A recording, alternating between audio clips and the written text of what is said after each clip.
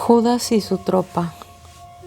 Judas había esperado de su traición un resultado distinto del que tuvo. Quería ganar la recompensa ofrecida y congraciarse con los fariseos entregándoles a Jesús, pero no pensaba en el juicio ni en la crucifixión del Maestro. Sus propósitos no llegaban hasta esto. Solamente pensaba en el dinero y desde mucho tiempo antes ya había trabado relación con algunos fariseos y saduceos espías y rastreros que con halagos le incitaban a la traición. Judas estaba cansado de la vida de los apóstoles, errante, fatigosa y perseguida, y en los últimos meses ya había sentado las bases de su crimen, robando constantemente las limosnas. Le exasperó al máximo la generosidad con que Magdalena ungió a Jesús con perfumes, y su avaricia le empujó hasta el extremo. Él siempre había esperado que Jesús tuviera un reino temporal para tener en él un empleo brillante y lucrativo. Pero como esto no parecía realizarse, procuró amasar una fortuna. Veía arreciar las penas y persecuciones, y antes del fin quería ponerse a bien con los poderosos e importantes enemigos del Señor. Así pensaba él. Veía que Jesús no se hacía rey, y en cambio los sumos sacerdotes y los prohombres del templo eran gente que brillaba a sus ojos, y así intimó cada vez más con ellos. En todo caso, Jesús no durará mucho, pensaba. En los últimos días en Betania, los negociadores volvieron tras él, y Judas se introdujo cada vez más en la perdición.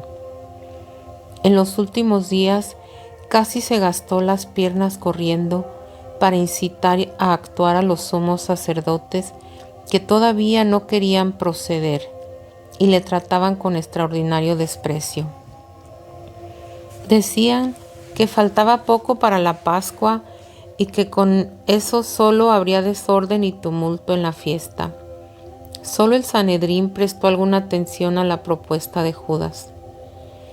Al recibir sacrílegamente los sacramentos,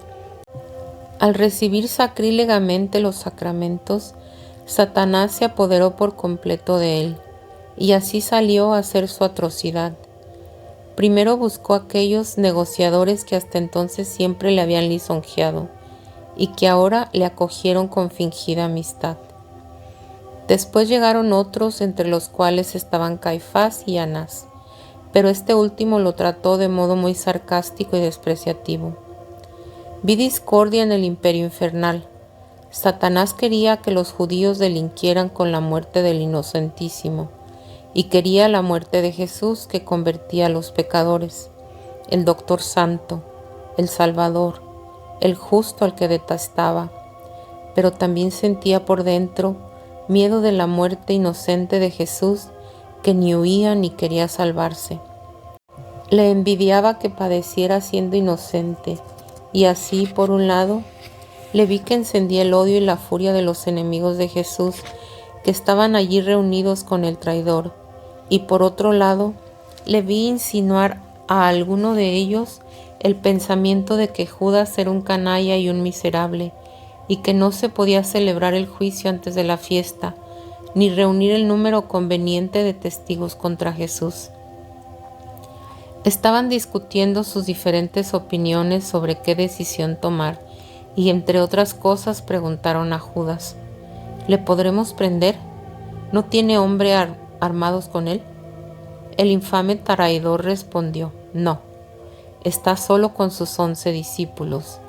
Él mismo está decaído, y los 11 son muy cobardes. También les dijo que tenían que capturar a Jesús ahora o nunca, pues en otra ocasión ya no se le podría entregar, pues los últimos días y hoy muchísimo más. Los demás discípulos y el mismo Jesús le habían señalado con palabras, parecían conocer sus caminos, y si volviera con ellos le matarían infaliblemente. Les dijo también que si no prendían ahora a Jesús, se escaparía, volvería con un gran ejército de partidarios y se haría proclamar rey. Finalmente, las amenazas de Judas surtieron efecto. Estuvieron de acuerdo en su propuesta de apresar a Jesús, y de acuerdo con sus preparativos, Judas recibió el precio de su traición, 30 monedas de plata.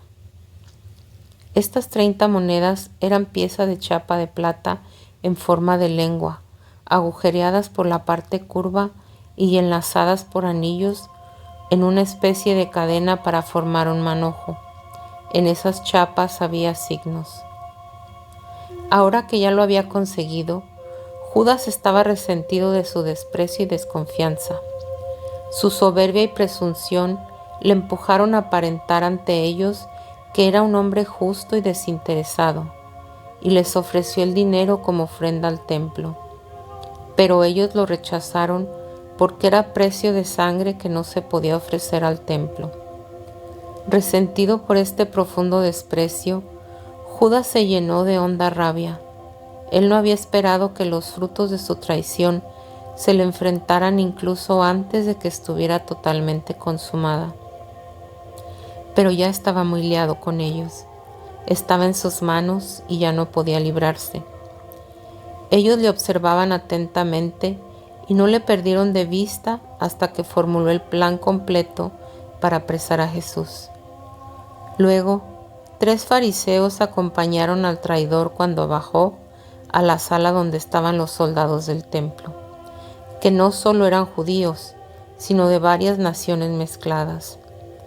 Cuando todo estuvo acordado y se reunió el número adecuado de soldados, Judas, acompañado de un servidor de los fariseos, corrió primero al cenáculo para avisarles de si Jesús estaba todavía allí, donde podrían prenderlo fácilmente ocupando las puertas. Judas debería mandar a decírselo por el mensajero. Ya antes, justo después de Judas que recibiese el precio de su traición, uno de ellos salió a enviar 7 esclavos por madera para la cruz de Cristo, para irla preparando para el caso de que fuera juzgado, porque al día siguiente no habría bastante tiempo, ya que comenzaba la Pascua. Fueron a buscar la madera a un depósito de obra adosado a un muro muy largo y alto, a 1/4 de legua de allí, donde estaba la madera del templo junto con muchas otras cosas. Arrastraron los leños hasta una plaza que está detrás del tribunal de Caifás. El tronco de la cruz había sido en otro tiempo un árbol que estaba junto al torrente Cedrón en el valle de Josafat, que más tarde se cayó atravesado y formó un puente. La cruz la prepararon de una manera especial, en parte para burlarse de Jesús como rey y en parte aparentemente por casualidad, pero la cruz se preparó de manera diferente solo por designio de Dios. Además del letrero de arriba, la cruz se componía de 5 piezas. He visto otros datos y significados en relación con la cruz y he sabido la significación de las diversas circunstancias, pero lo he vuelto a olvidar hasta ahora que lo he contado. Judas volvió diciendo que Jesús ya no estaba en el cenáculo, pero que ahora con toda seguridad estaría en su sitio de oración habitual en el Monte de los Olivos. Entonces les instó a que solo mandaran con él una tropa pequeña para que los discípulos que acechaban por todas partes no se alarmasen y suscitasen un levantamiento. 300 hombres debían ocupar las puertas y las calles de Ofel, y el valle de Milo hasta la casa de Anás en el alto de Sión, por si fuera necesario enviar refuerzos a su tropa cuando regresara, pues toda la chusma de Ofel era partidaria de Jesús.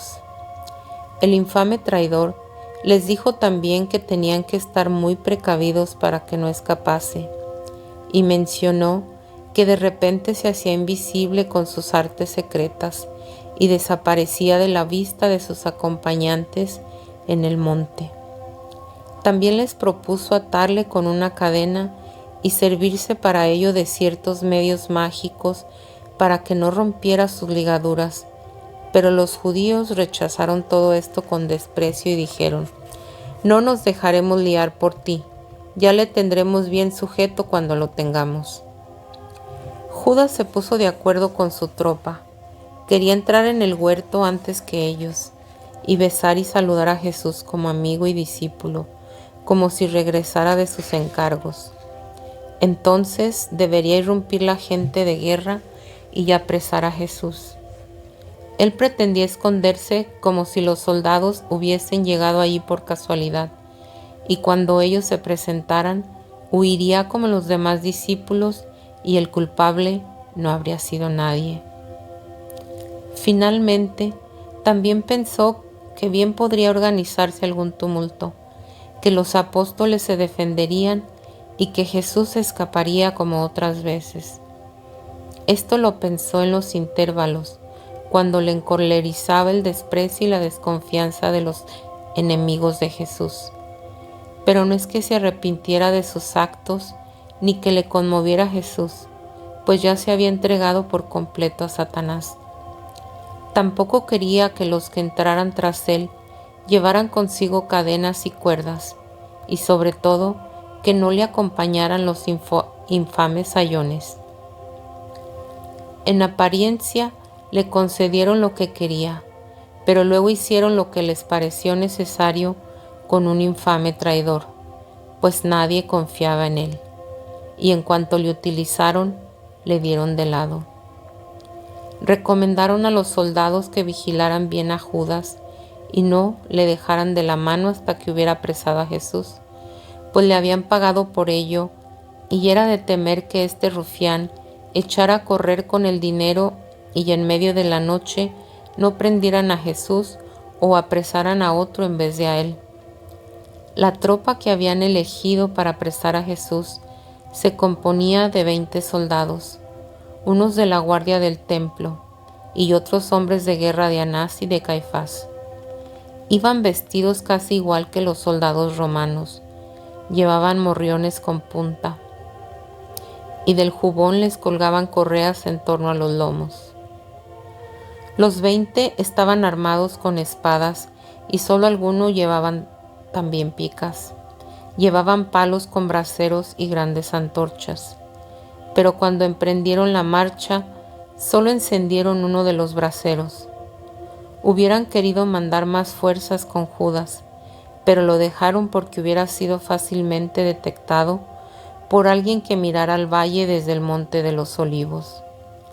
En consecuencia, la mayor parte de la tropa se quedó en Ofel y pusieron centinelas por todas partes en la ciudad y los caminos laterales para reprimir levantamientos o intentos de rescate. Judas partió con los 20 soldados, pero ellos mandaron a cierta distancia a 4 infames sayones de la peor clase, con cordeles y cadenas. Unos pasos detrás de estos iban los 6 funcionarios con los que Judas había estado en contacto desde el principio. Eran 2 sacerdotes de alto rango, confidentes de Anás y de Caifás, además de 2 funcionarios fariseos y otros 2 saduceos que eran también herodianos. Todos eran taimados, espías, serviles aduladores de Anás y de Caifás, y los más virulentos enemigos secretos de Jesús. Los soldados actuaron en todo tal como había dicho Judas hasta alcanzar el lugar donde desemboca el camino que separa el huerto de los olivos del jardín de Getsemaní. Pero al llegar ahí, no lo dejaron que se adelantara solo y discutieron con él con insolencia y descaro.